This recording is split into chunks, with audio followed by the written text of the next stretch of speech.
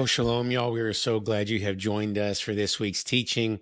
We're going to be continuing our series of Israel and Egypt, and we're going to be in our second teaching of this series. And last week we talked about how Israel was in the land of Egypt. They had been there because Jacob had sought refuge. Joseph actually brought his family there during the famine. So they sought refuge in the land of Egypt. They were brought there so that the family could be preserved during the famine. And now we're many years later of them being in Egypt. The new Pharaoh in Egypt has forgotten who Joseph was. And Israel went from being a family of 70 people who went into Egypt into being a large multitude of people, to the point to where the Pharaoh himself became fearful of Israel, and he began to put hard labor on them and began to try to persecute them in order to weaken Israel. But the more he tried to persecute them, the more he tried to afflict them, just the stronger they became. And the more they increased in number as well. So in this teaching, we're going to continue in this same vein of how Pharaoh is responding to how Israel has multiplied and increased in his land. So we're going to be in Exodus chapter 1 and verse 16. And he said, when you are helping the Hebrew women to give birth, and see them upon the birth stool. If it is a son, then you shall put him to death. But if it is a daughter, then she shall live. But the midwives feared God and did not do as the king of Egypt had spoken to him, but let the boys live. So Pharaoh's response to the fact that he was afflicting Israel and they were not weakening was now to begin to kill the boys, the sons, when they were born. That was his answer to this dilemma, this fear that he was facing. But what we see here in this passage, that as he tries to put this plan into place, we see here that the midwives, they chose to fear God instead of Pharaoh.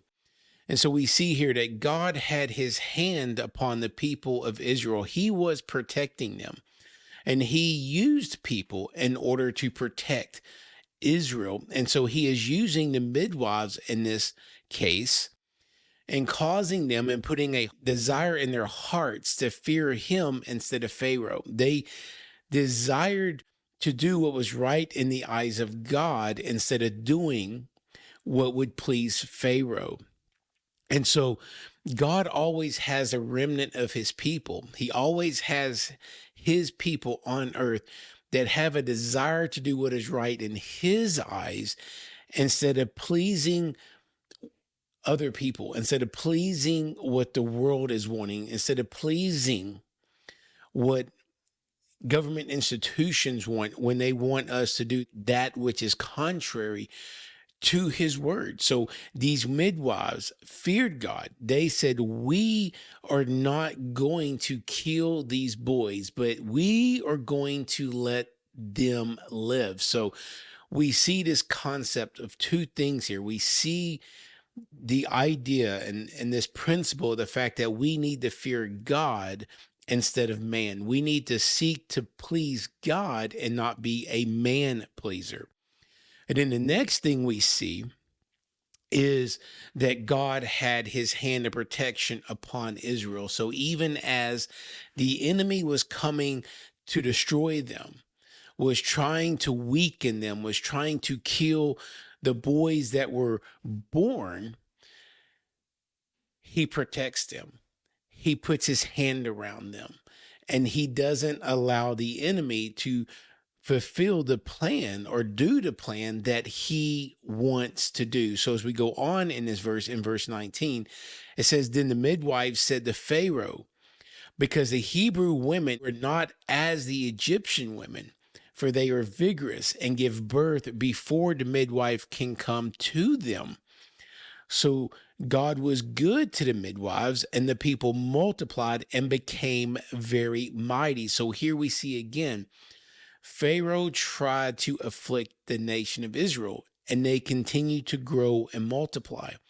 So then he seeks to kill every young boy that is born. And the response and what happens is God protects these young boys through the midwives, and the people multiplied even more, and they became very mighty. So the more he tried to afflict them, the stronger they became. And because the midwives sought to please God instead of pleasing Pharaoh, it says that God was good unto them. And so it teaches us there is a reward for us when we seek to do what is right in his eyes. When we seek to please him, he is good unto us. He will provide for us. He will protect us. There will be times where we will go through affliction. There will be times where we go through hardship because we are walking with him, because we are doing what is right in his eyes instead of conforming to the majority, instead of conforming to what the world around us wants. But instead, we're seeking him and we're going after him. And when we do that, we're going to face affliction and we're going to face persecution. But when we seek him and we stay close to him and we stay faithful unto him, when we go through affliction, what is going to happen is we are just going to become stronger. Affliction isn't going to drain us. It isn't going to make us weaker. It is going to make us stronger when we have our faith in him and we are tied to him and we are expecting and knowing that he is our God and he delivers us and he is the source of our joy and the source of our strength and the source of our deliverance. And ultimately, that is what Israel is going to be taught in this story in Egypt, is that he is their deliverer. He is showing Israel who he is, who his character is. They have been in Egypt for 400 years and they have become accustomed to the ways of the Egyptians. This generation, the Israelites, do not know who Yahweh is. And so he is now beginning to reveal his character unto them. And he is showing them that he is the one who protects them, that when hardship comes, when affliction comes, they aren't weakened, they aren't torn down, but they are strengthened. They're going to learn that he is their deliverer, that he provides for them, and that he is their healer. He is going to teach them all these lessons here as they are in Egypt and as they are leaving Egypt to go into the land that was promised unto them. Okay. Now let's go on with verse 21. It says, now it happened that because the midwives feared God, he made households for them. And Pharaoh commanded all his people, saying, every son who is born you are to cast into the Nile, and every daughter you are to keep alive. So Pharaoh, now seeing that the midwives feared God and that they were not obeying his command, he now gives a new command. And that command is that every son who is born should be thrown into the Nile, but the daughters are to be kept alive. So his intent now is, okay, so all these male sons have been born. They were not killed as I instructed them to. So now my instruction is to go and get these sons and to throw them into the Nile. And it is at this time that all this is going on, as Israel is strengthening, as they are getting stronger, instead of weakening under the affliction of Pharaoh, that we see the birth of Moses. And that's what we're going to look at here in Exodus chapter 2 and verse 1. It says, and a man from the house of Levi went and took a daughter of Levi as a wife. And the woman conceived and bore a son, and she saw that he was beautiful. So she hid him for 3 months. So this is talking of Moses. He was born of a man from the house of Levi. And she conceives a son and bore the son, which is Moses. And she sees that he is beautiful. So she hides him for 3 months. She wants to keep her son. So she's hiding her son. She is looking to preserve his life in the midst of all that is going on. You know, we talked about in our last series of Elijah unto Elisha.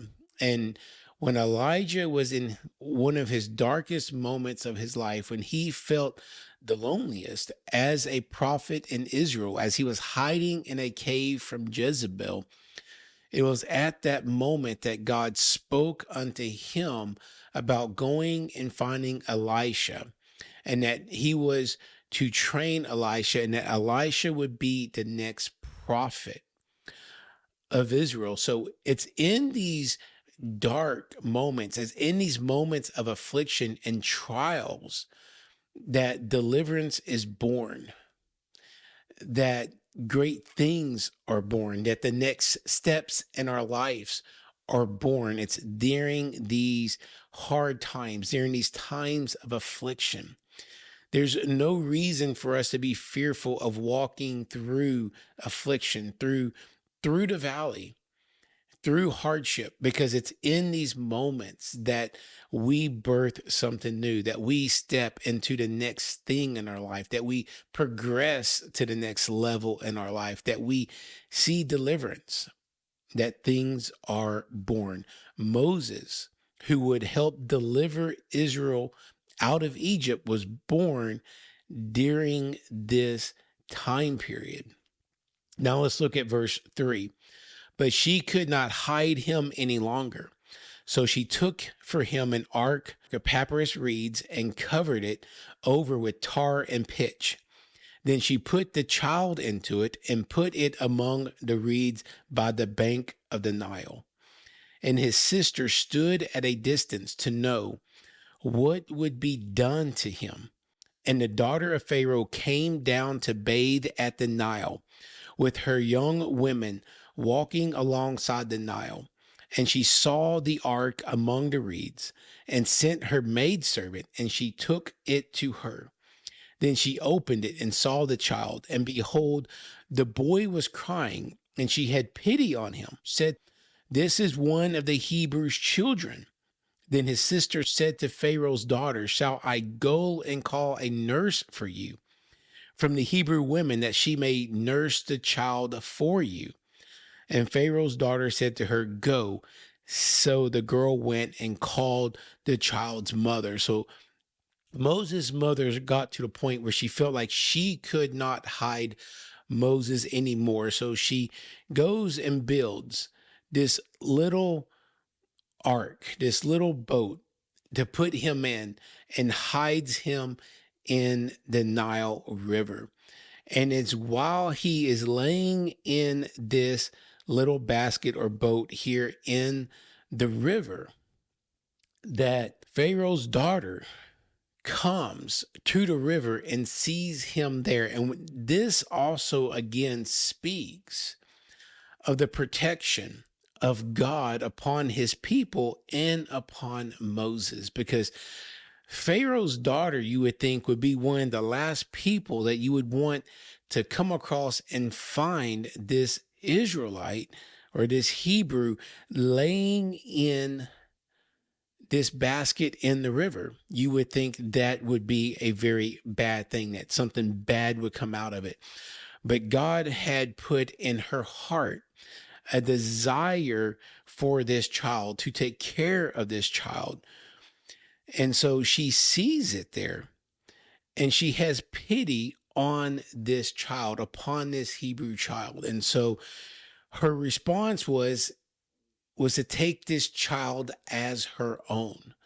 But before she takes it as her own, it's very interesting what she chooses to do. And I believe this is God moving in and through this situation. And he is lining out the pieces exactly how he wants it to go and how he needs it to go.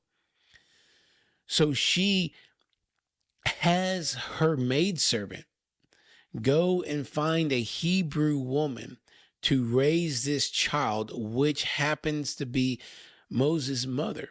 So Moses' mother, who felt like she could not hide him in her home anymore, goes and hides him in the river. He is found by Pharaoh's daughter, who has pity on him and desires to take him as her own.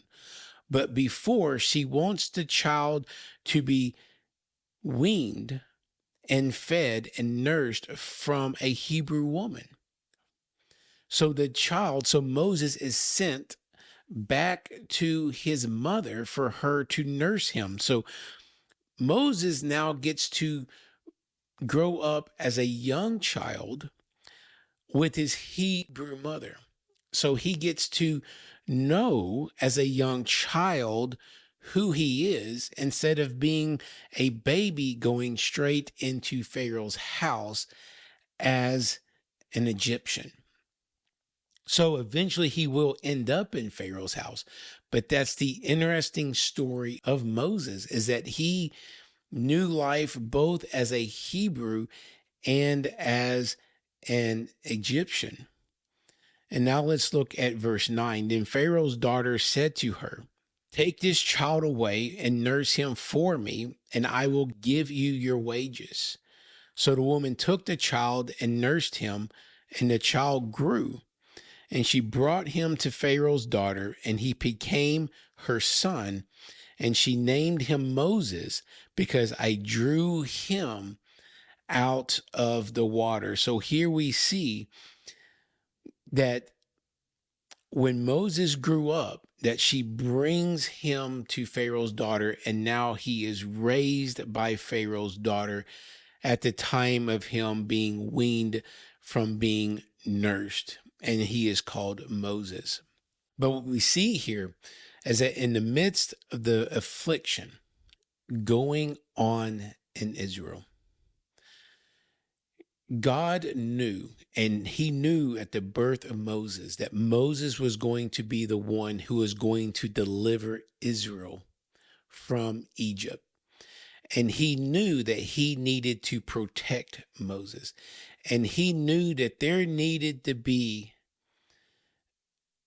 certain things that occurred in Moses' life in order for him to fulfill the purpose that he was called to do.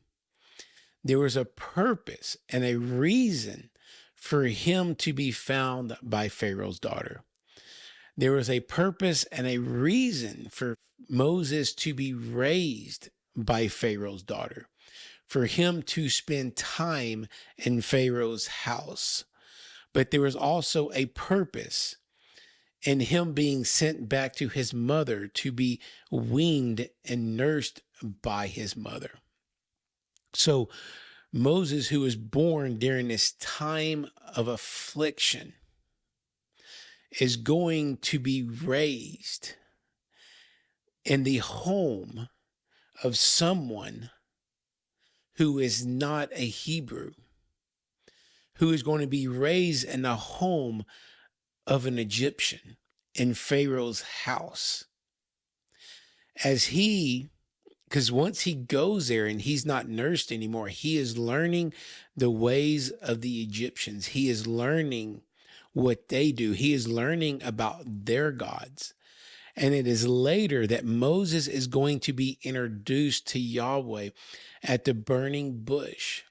He is going to be introduced to the God of his mother and of his family, of his ancestors. And so he meets Yahweh at this bush, and it is there that he receives the calling to do what God had him birthed to do. And it was during this time. So when we think about the moments in our lives where it's hard, when we think about what we went through, if we take time to pause and think about what came out of that afterwards, what was birthed in my life, what was birthed in your life after the moments of affliction, the hardships that you went through. If you're going through hardship and trials now, what is being birthed from that? What is coming from that? What is he trying to bring you to?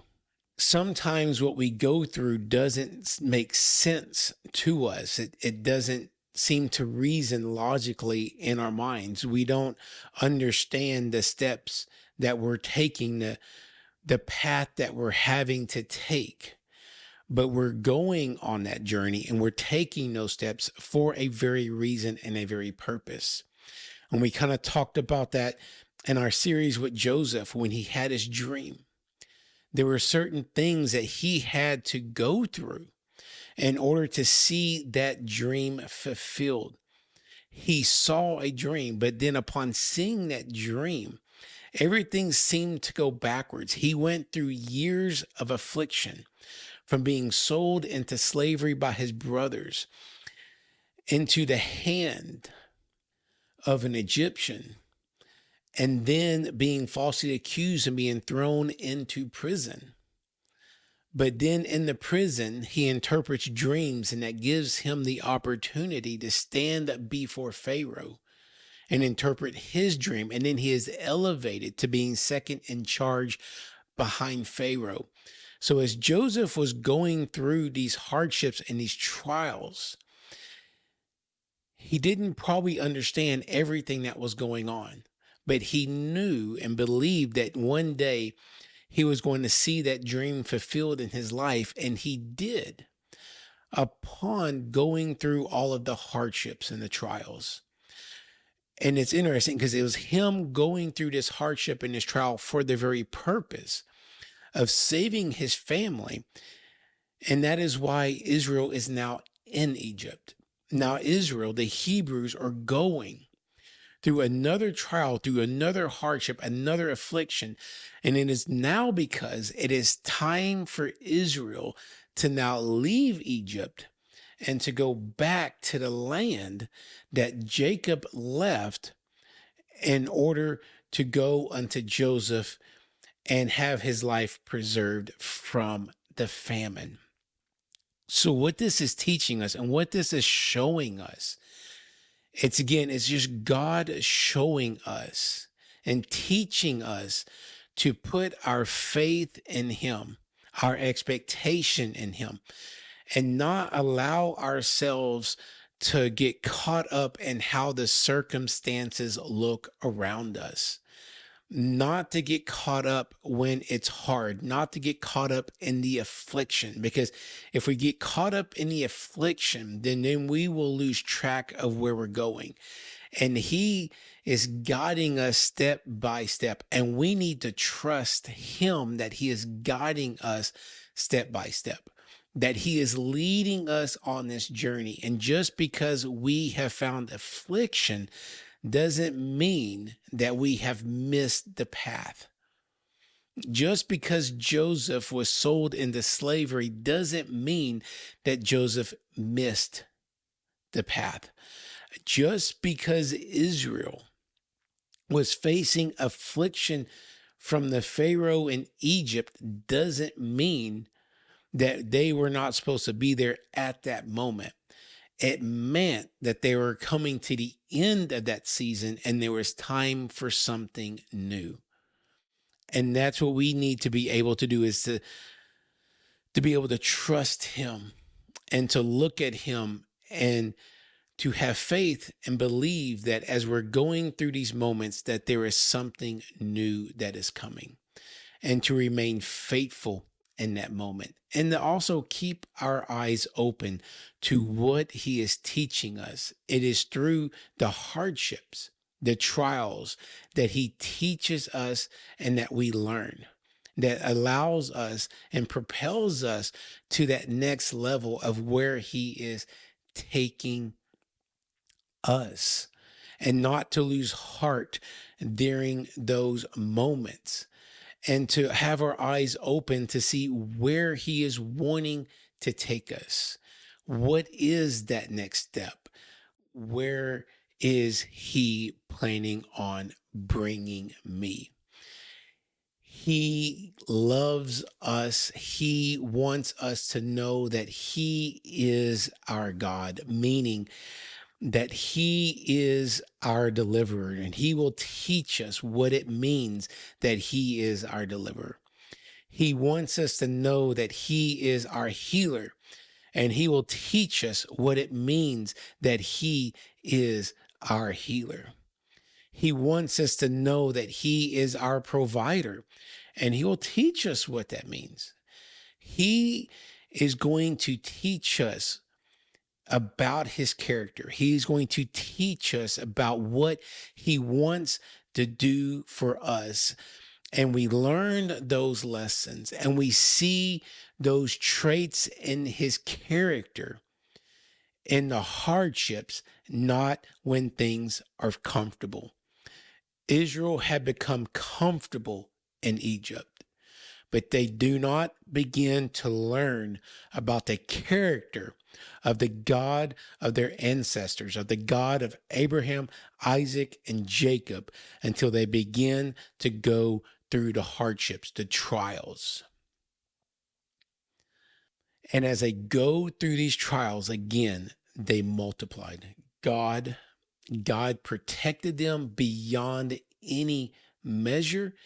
He strengthened them, and that is the same with us. He is strengthening us, and He is protecting us as we go through affliction, as we are being taught His character. And there is nothing. The enemy is constantly seeking to destroy God's people. He sought to destroy Israel, the Hebrews here in Egypt. He seeks to destroy them again. And we also see in Revelation, it speaks of how the dragon will seek to destroy God's people as well. But just as God protected His people in Egypt, when the enemy was seeking to destroy them, and the time, in the future, and now, when the enemy seeks to destroy God's people, His hand is upon them. He will protect them, and He will make sure that everything is good for them. And we will strengthen as well, just as the Hebrews strengthened in Egypt. So we have no reason to be fearful.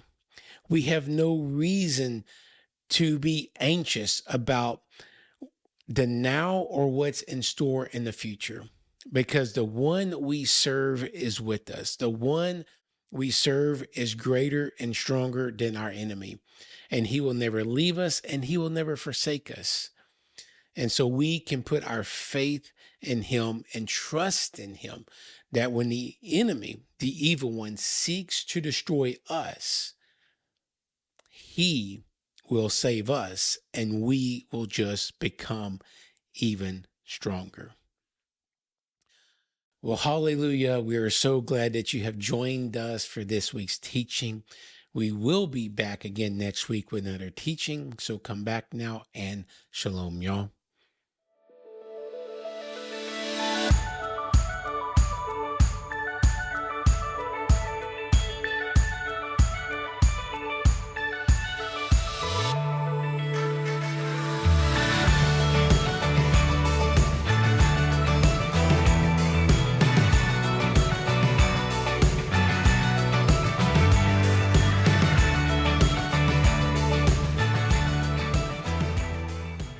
Scripture quotations taken from LSB, Legacy Standard Bible, copyright 2021 by the Lockman Foundation, used by permission, all rights reserved, managed in partnership with 316 Publishing Incorporated, lsbible.org, and 316publishing.com.